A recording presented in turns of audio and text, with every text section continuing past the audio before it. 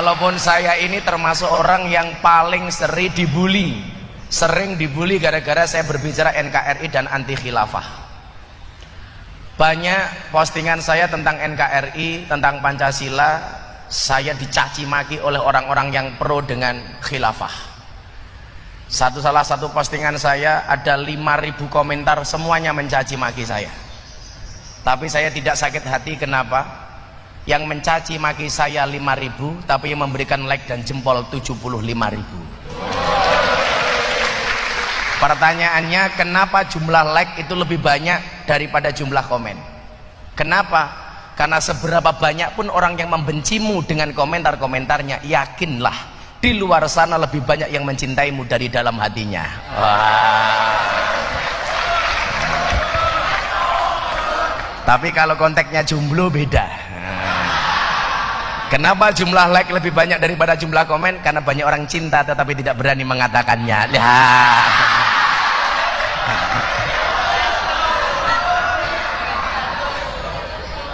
Ngono milenial ora gaul. Kalau kamu pas-pasan minder di hadapan pasarmu, kamu bilang cintaku padamu memang tidak seindah surat cinta untuk Setarla, tapi yakinlah cintaku padamu lillahi ta'ala.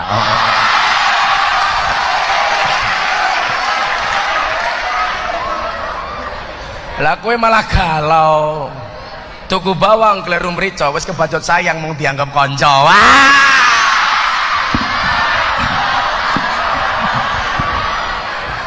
Goblok.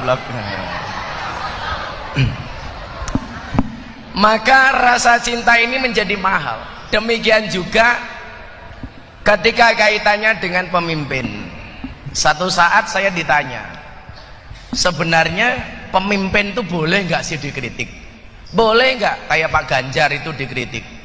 Boleh nggak kayak Pak Jokowi itu dikritik?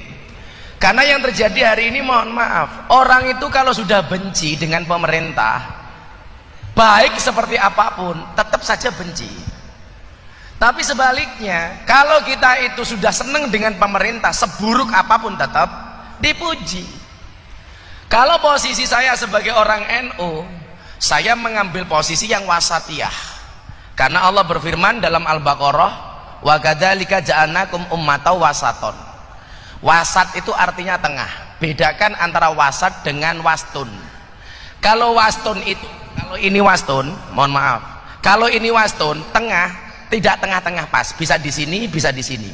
Tetapi kalau wasatun itu tengah-tengahnya pas. Dan luar biasanya lagi apa?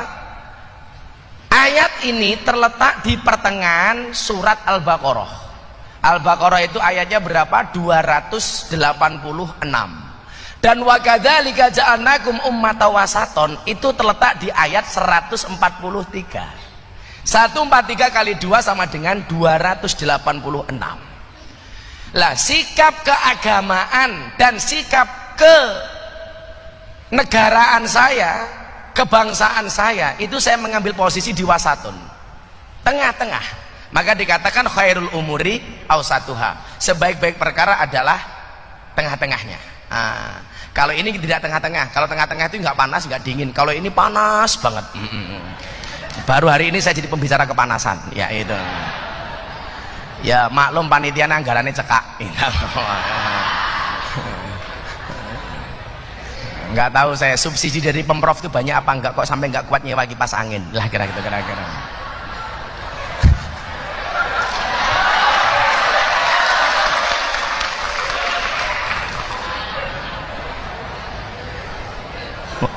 Panitiane sok sibuk. Wis tuwa jilbabe pink.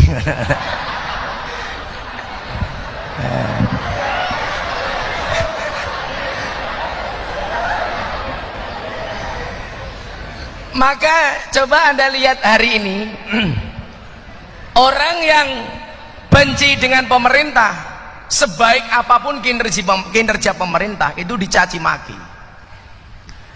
Bahkan kadang-kadang caci makiannya ini berlebih-lebihan. Maka ketika saya diundang sama keluarga alumni mahasiswa UGM Kagama, yang ketuanya kebetulan juga Pak Ganjar di Jakarta, saya bilang, laju inflasi di Indonesia hari ini yang paling dahsyat itu ada dua.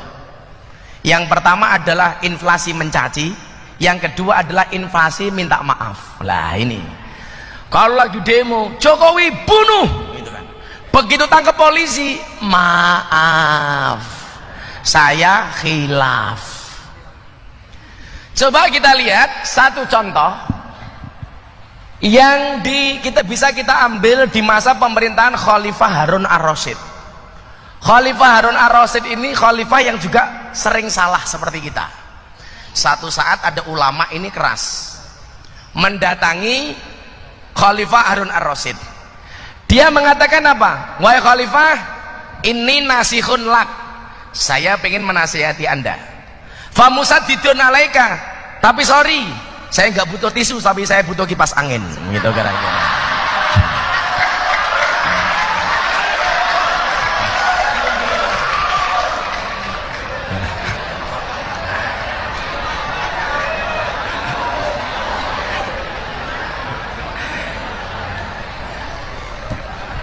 Njaluke apa diwenehi apa kan pokok.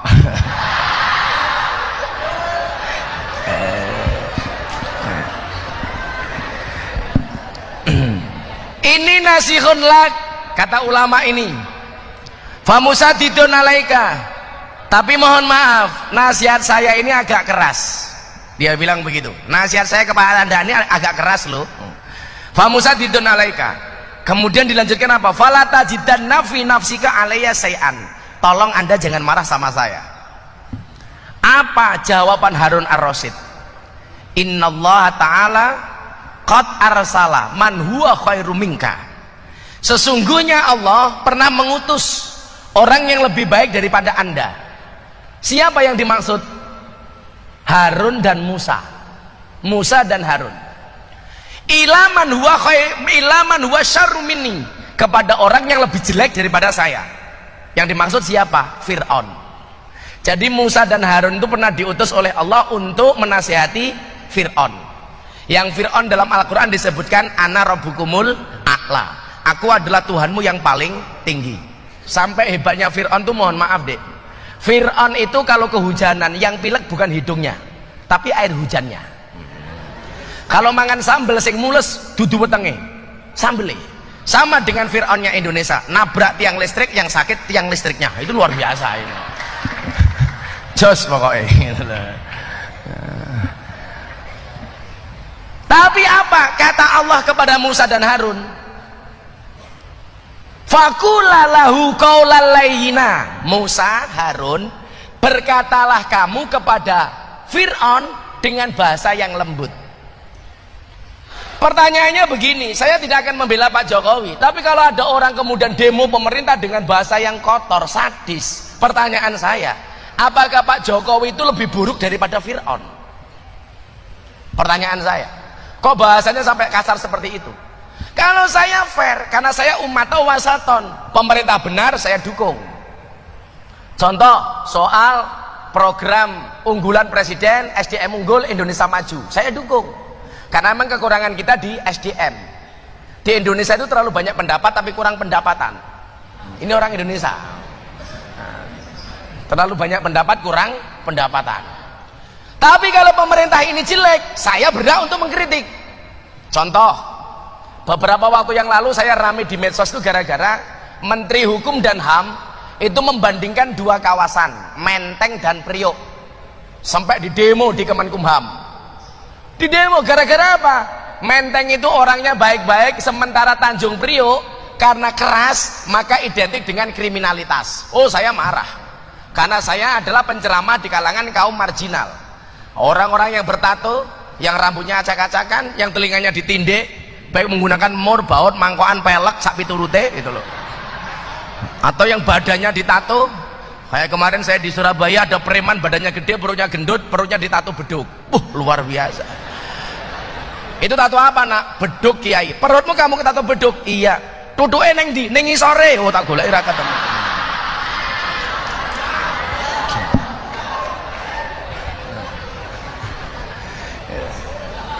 Saya nggak sependapat ketika keras ini diidentikan dengan kriminalitas. Saya pikir nggak ada hubungan yang korelasi yang apa ya, yang bisa diterima oleh akal lah. Saya bilang justru kadang-kadang yang bukan kadang-kadang, seringnya yang merampok uangnya negara itu bukan orang yang keras, tapi orang yang berbaju rapi, yang justru rambutnya rapi dan berdasi di ruangan AC yang dingin. Iya, kalau ruangan panas gini nggak ada yang makan uangnya negara, beneran. Kipas anginnya dadak jaluk kok.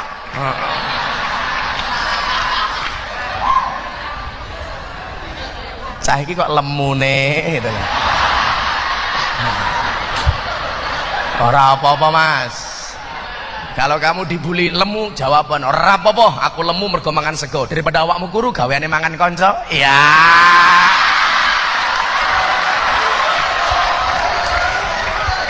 sing lemu yes.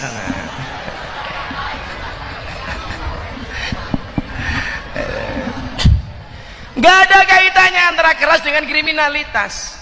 Saya sekian banyak contoh orang yang kelihatannya arogan, tetapi justru dia orang baik. Sementara para koruptor itu biasanya malah bajunya rapi, berdasi, dan lain sebagainya.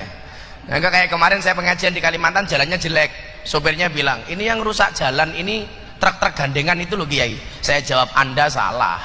Yang rusak jalan itu bukan truk gandengan, tapi mobil mewah. Lah kok bisa Kiai? Iya. Uang yang seharusnya dipergunakan untuk membangun jalan malah dikorupsi untuk beli mobil mewah. Rungokno Pak.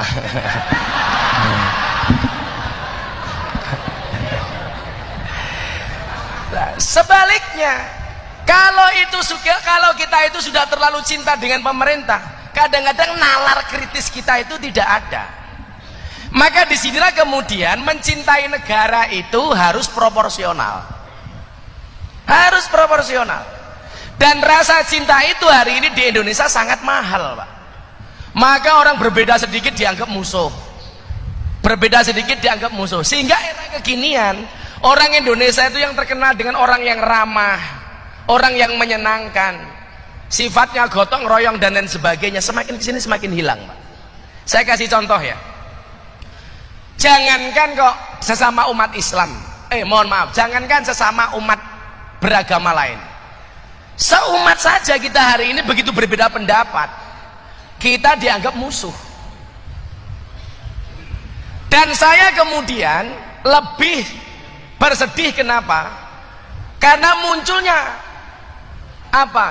Munculnya orang-orang yang membenci negara ini hari ini justru berkedok dengan agama.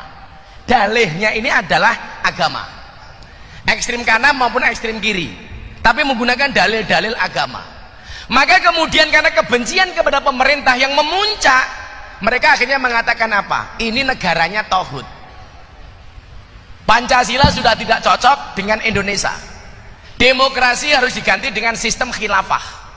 Minimal NKRI bersyariah.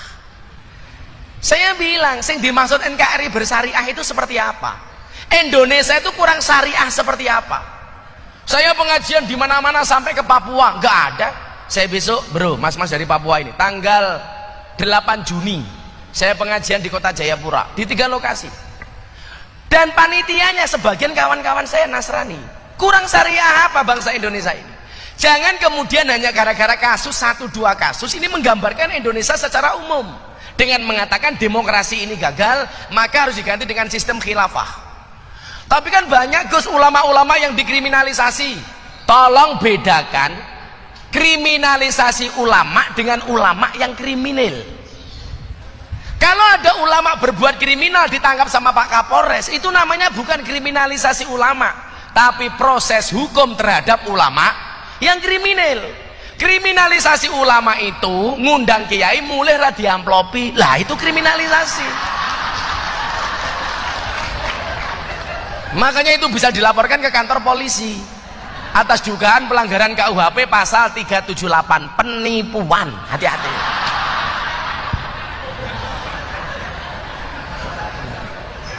Kok diamplopi isinya cuman sedikit, pasalnya beda lagi. 335 perbuatan tidak menyenangkan. Hati-hati. Betul Pak Jaksa ya? Betul ya.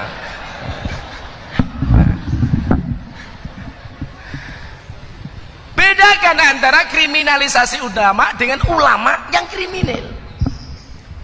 Sehingga pikiran-pikiran ini sekarang, mohon maaf, semakin kesini ini semakin menjadi-jadi, Pak. Betapa kemudian YouTube saya yang berbicara anti khilafah, saya dibully habis-habisan. Tapi saya nggak ada urusan. Kenapa? Karena organisasi saya yang saya ikuti, Nahdlatul Ulama, amanat didirikan Nahdlatul Ulama itu dengan dua amanat. Yang pertama adalah amanat keagamaan, yang kedua adalah amanat kebangsaan. Amanat keagamaan memberikan amanat kepada kita untuk menyebarluaskan faham Ahlus Sunnah wal Jamaah An-Nahdiyah dan menjaga keberlangsungannya. Kemudian yang kedua apa? Menjaga dan melestarikan, menjamin keberlangsungan negara kesatuan Republik Indonesia.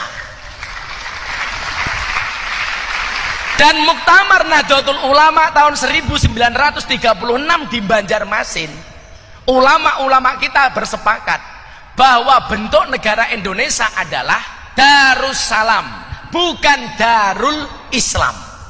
Tentunya Anda bisa membedakan apa itu Darussalam, apa itu Darul Islam. Bentuk negaranya apa? Nation state, negara kesatuan. Kenapa harus negara kesatuan? Jawabannya di sini. Inilah antiknya Indonesia dibandingkan negara-negara lain. Kita terbang ke Eropa. Eropa itu bangsanya cuma satu, Bapak Ibu, namanya Europe.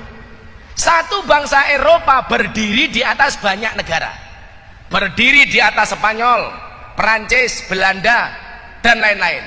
Kabar terbaru, Inggris mengundurkan diri dari Uni Eropa. Mata uang mereka juga cuma satu, namanya apa? Euro. Satu bangsa berdiri di atas banyak negara. Sementara Indonesia banyak bangsa berdiri di atas satu negara. Jadi kebalikannya dengan Eropa. Kalau Eropa itu satu bangsa berdiri di atas banyak negara, jadi bangsa mung siji disengkuyung oleh sekian banyak negara. Sementara Indonesia sebaliknya, banyak bangsa hanya berdiri di atas satu negara.